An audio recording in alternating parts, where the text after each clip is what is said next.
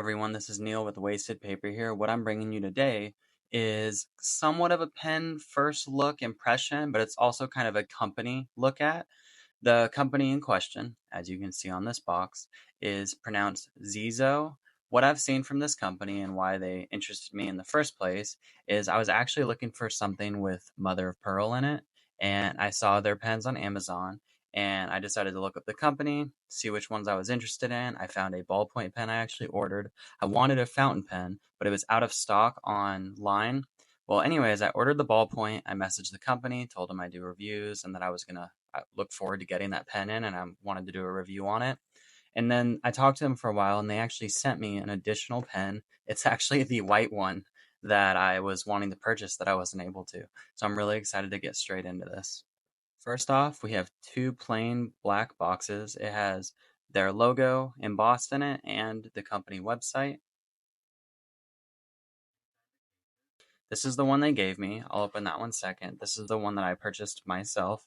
Inside the box, you have a certificate right here of quality. It looks like it's got a reference number. It tells you what I purchased. This is called the Xezo Speedmaster Twist pen, ballpoint pen, I guess you should say. And it's got it in some other languages. What else is in here? International guarantee. Tells you what for, what the pen is, things like that. And then it tells you a little thank you for purchasing their pen. And it looks like it shows you how to take it apart when you want to put in a refill. So this was in a paper cover like this one, but I took the paper cover out because I wanted to be able to see the pen when I first got it. Let's see what's in here. Okay, and it comes with an ink refill as well. Oh, I should have mentioned this. Does refill with Parker refills from what I've seen, which is nice. I have actually a few of those around, so that'll be good. Now to the pen. So the reason I wanted this pen is I really wanted something with mother of pearl.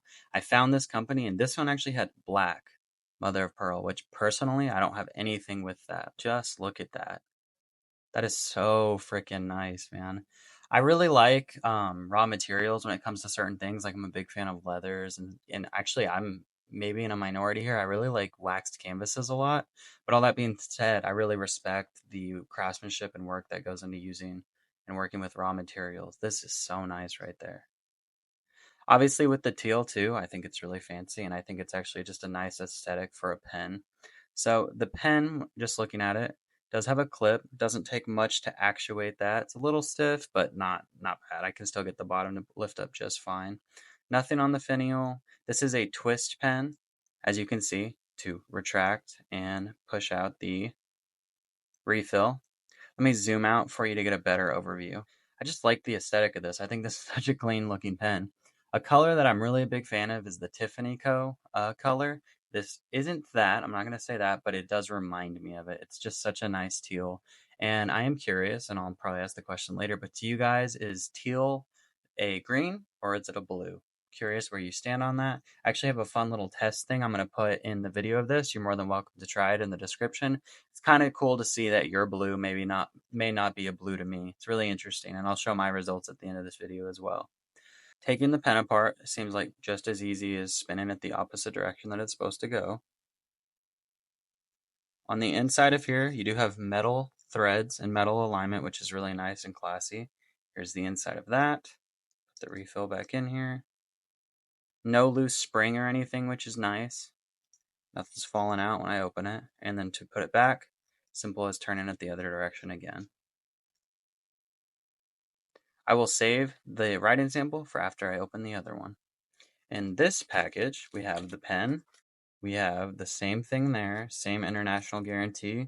This one actually has a date on it because this is directly from them, not from Amazon, which I also want to shout out their website. I did see that for new visitors to their site, you can sign up for their subscription. And if you sign up for that, you get, I believe, 15%. Yeah, 15% off your first order, which, I mean, if you like this pen, that could be the way to do it.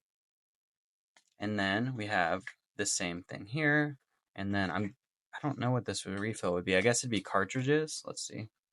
Oh, dang. Comes with 4. I don't know that I anticipated having that many. That's nice. That's really nice. But what I really want to see, the pen. Get this out of the way.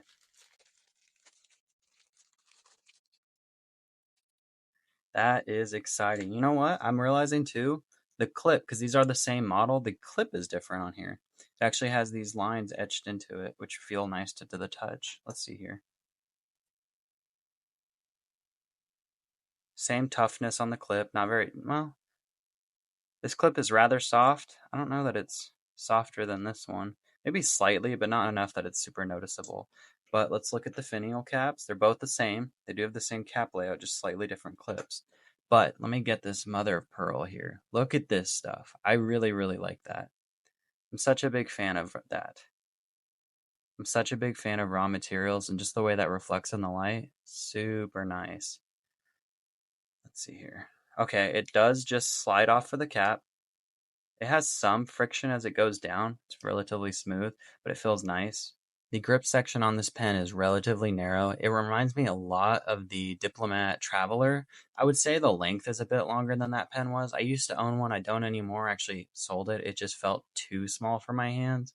But this grip section reminds me a lot of that. This is a smaller grip section. If you have smaller hands, which mine aren't big by no means, but if you have smaller hands, this is probably going to be a great pen for you. The length on here is perfect for me. It's not too short or too long. It feels good. But the smaller grip section is something to keep in mind. I don't know that I would do super long writing sessions with this, but just keeping it for notes on you, I could see the form factor really fitting that. When looking at the nib, I would guess that this is a number 5, perhaps. Jovo nib. I recognize the filigree on here. I believe that to be Jovo, and they are a German-based company, so it would make sense. This is a fine nib. As you can see, there's an F on it, and then it has their Xezo branding on there.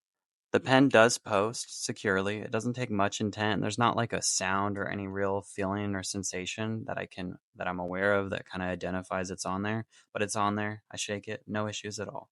It does come with a converter, and it reminds me of the Con 70. These converters are super smooth. Look at that. I don't know if you can totally tell how easy and smooth that is spinning, but it's super nice. I wonder if it's, let's see here. Does it just go in? Okay, it's friction fit.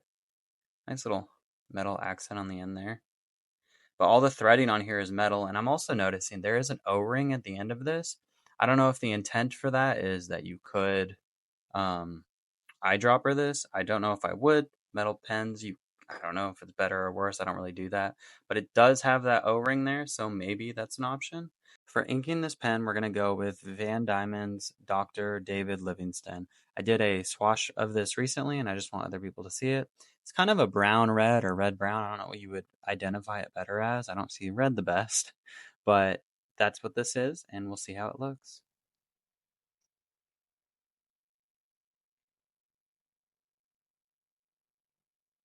For the writing sample, we are using Kokyo Campus paper in my A5 notebook.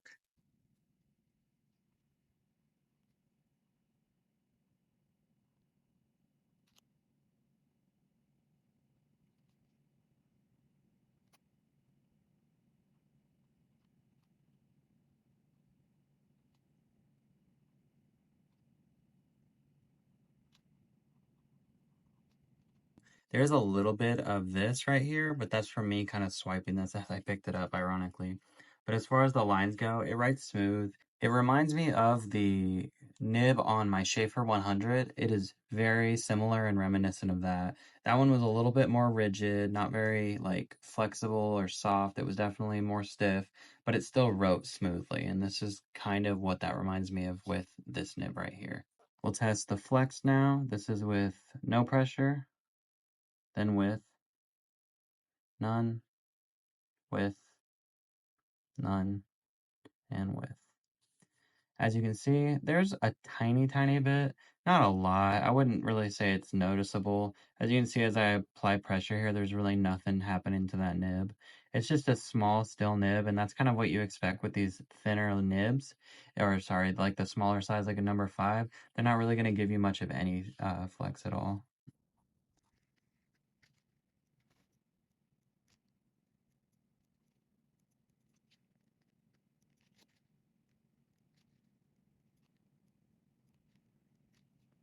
I don't really ever write in print almost at all.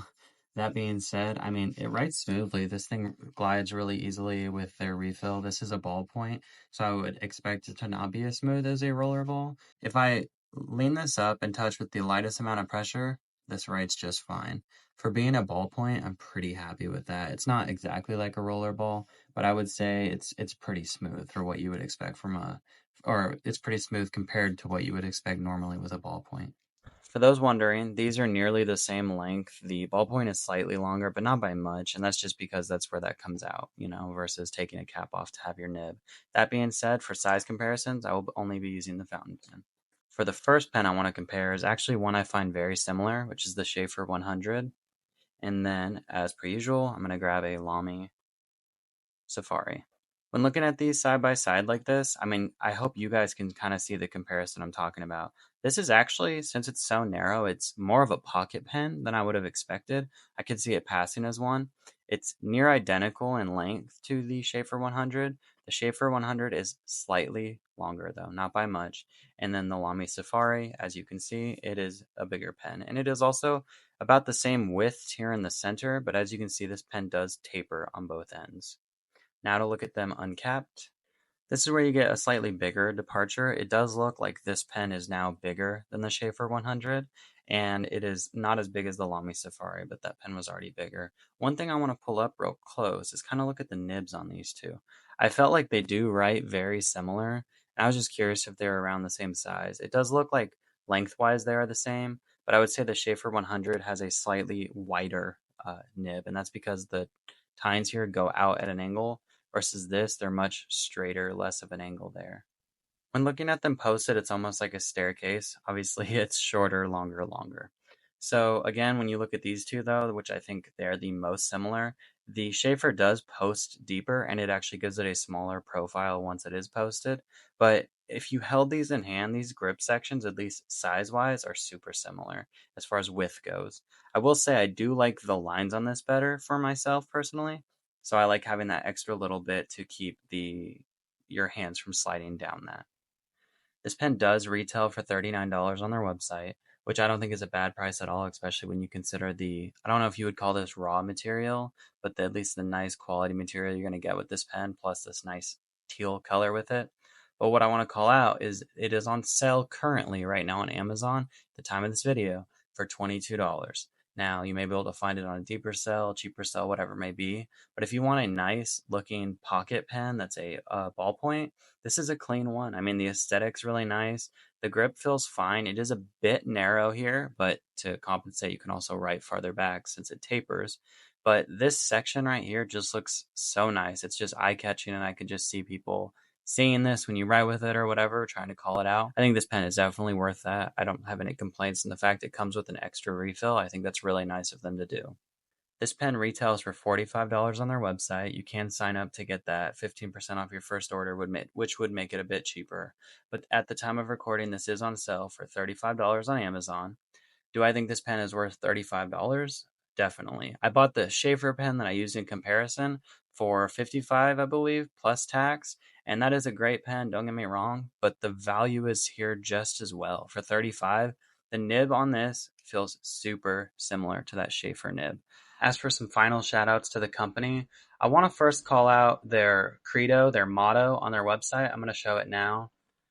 It talks a bit about like what goes into their design, right? Why their materials matter, how they meticulously pick everything, what's important to them, and why aesthetics and craftsmanship are so high valued in their company, which I really love. And I've said this before and already in this video, but I love material. I love organic material, raw material. I love pretty much any kind of material. I like how things are made, and I love, love, love design. And this company cares about it. Because of that, I also want to call out one pen on their site. The pen in question is the Maestro Jubilee Classic of the Ocean. It's a fountain pen that I saw that I just can't believe. Honestly, looking at that, it is so, so, so amazing. What's nice, and I would show a snippet of it, but I'm going to try to just link it in the video.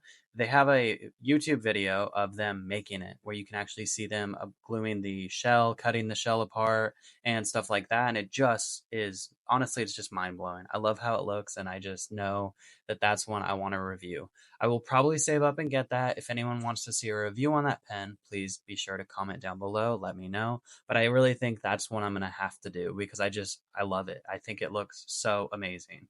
All that being said, I just want to say thank you again for Xezo for providing this pen for my video, and honestly for just existing. I love what you're doing, and I can't wait to try more.